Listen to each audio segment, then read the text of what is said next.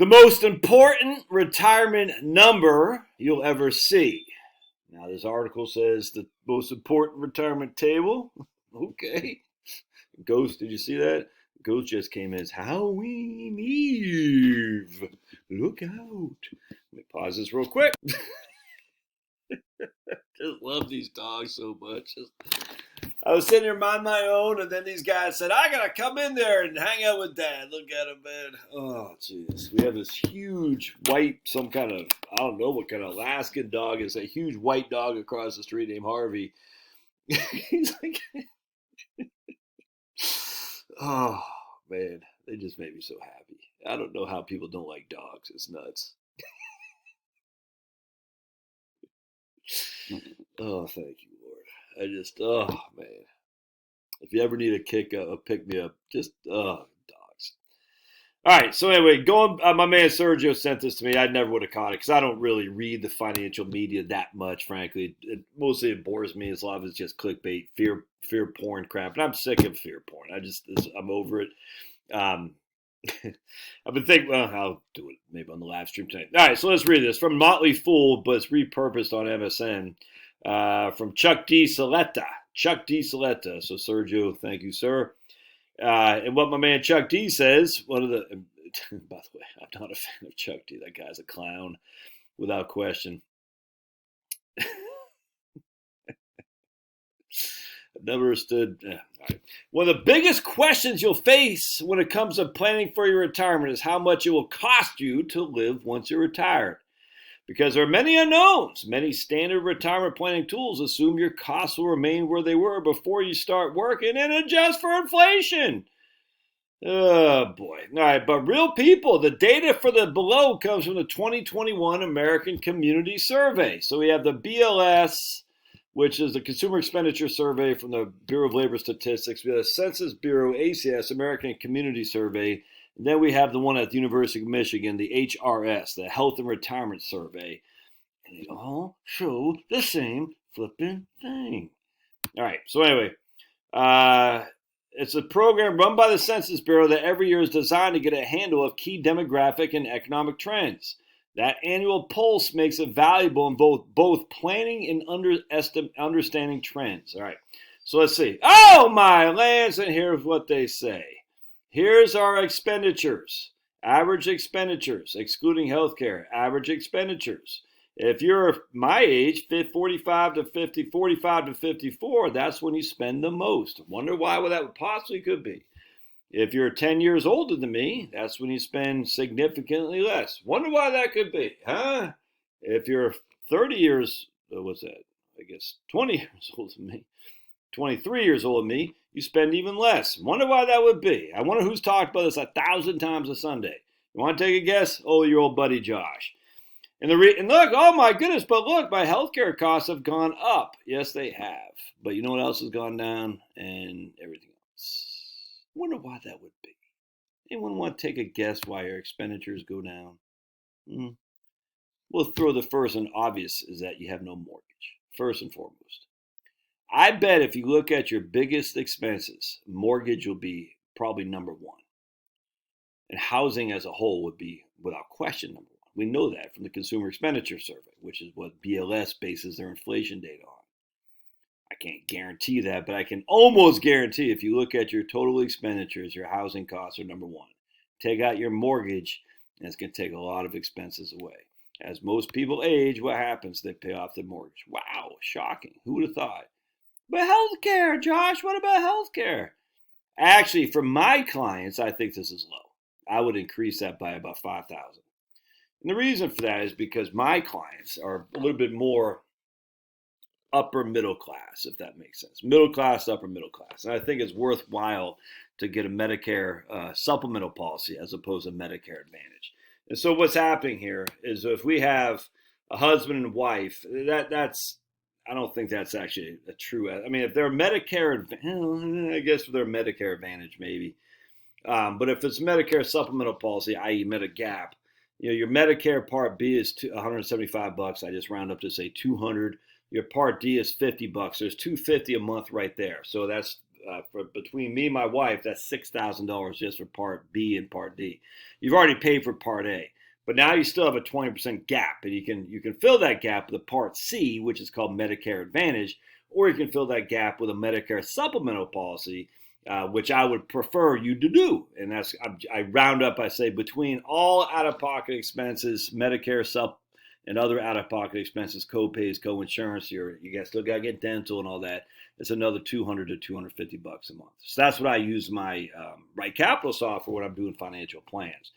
And so they're using $7,100, and I say about $12,000, and that's going to be yeah, exactly. So they're using Medicare Advantage because a lot of the Medicare Advantage plans you can get, I mean, real cheap if not free. It's crazy. Just look at Jimmy Walker, just dynamite. So basically, if you're looking at $200 a month for me and $200 a month for Charlotte, that's about $5,000 a year. And there you go. A difference between $5,000 and $7,100. $12,000 and $7,100. That's a difference. So for me, I would actually look at this. I actually would use $6,000 a month. I've been thinking about this a lot actually lately. Normally, I said if you get $5,000 a month, you're probably going to be fine. Retirement. If you get $5,000 a month, you're probably going to be fine, just because that's what $60,000 a year, and that was the median household income until a couple of years ago. Now it's higher, I grant you, and the median household income also includes people who work. I get all that, but basically, because the people I work with have been a little bit more on the income side, a little bit more on the savings side, and a little bit more on the expenditure side, they're going to spend a little bit more than the average Joe because they're just higher income. That's all there is to it. Doesn't mean they're rich, just means they're middle class, upper middle class is the vast majority of my clients. So you want to round up. So about $6,000 a month, I think, is what you need, of which $1,000 goes to Medicare, and the rest is you. So that's $5,000 a month that you're spending. That's $72,000 a year. The median household income, let's just take a look. So here we go. The median household income, according to these guys, I'm sure that's from the BLS, is from about $78,000.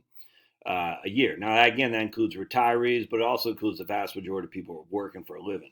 And so if I'm using $6,000 a month, that's a little bit below the median household income. And of course, the median household income also includes what? It includes people that carry a mortgage. Anyway, so the point being is if we can get $6,000 a month all in, to spend, and I think the vast majority of people can, and that would include even taking some, we're going to go to Hershey. We love going to Hershey. It's probably going to cost us $5,000.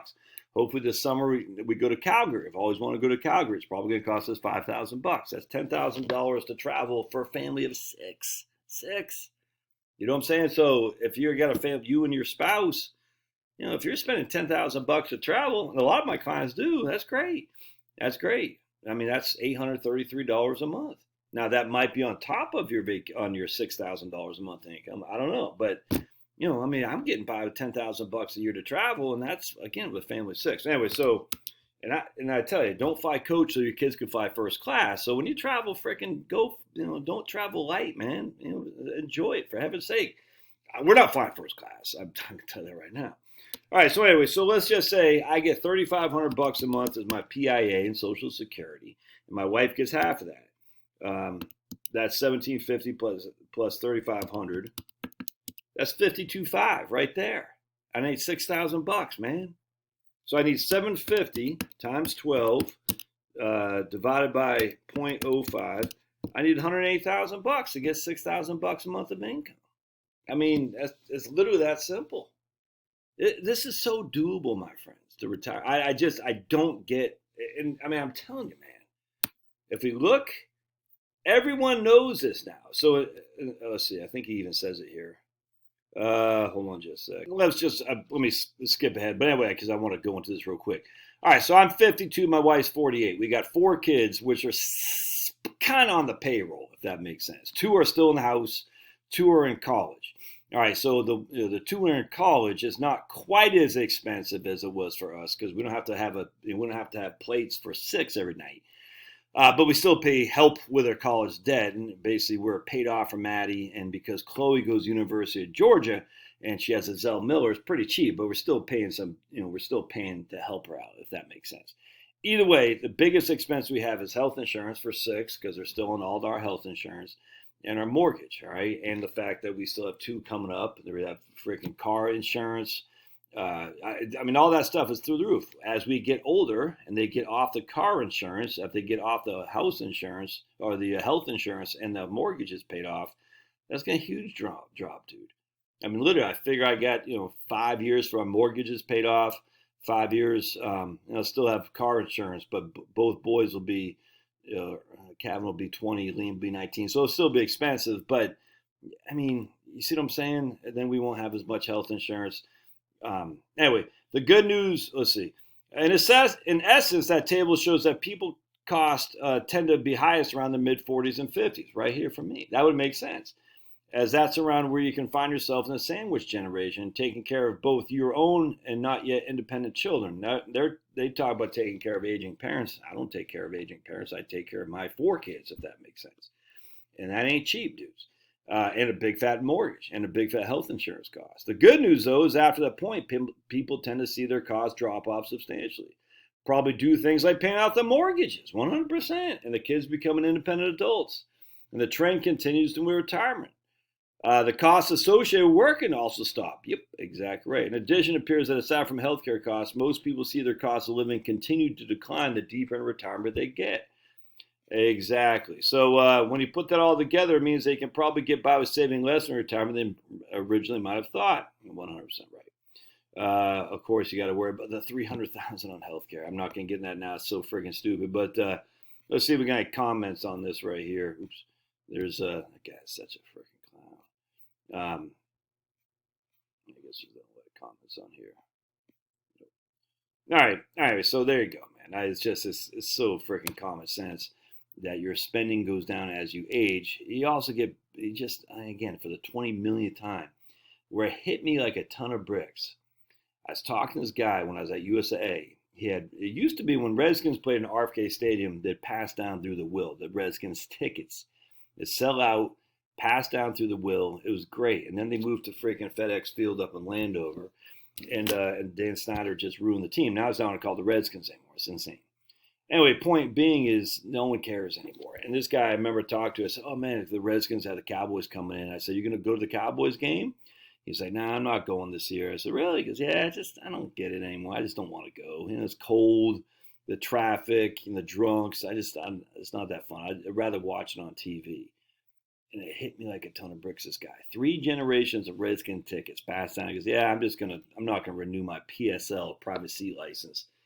I said, that's it. That's it. He could afford it. He just didn't want to.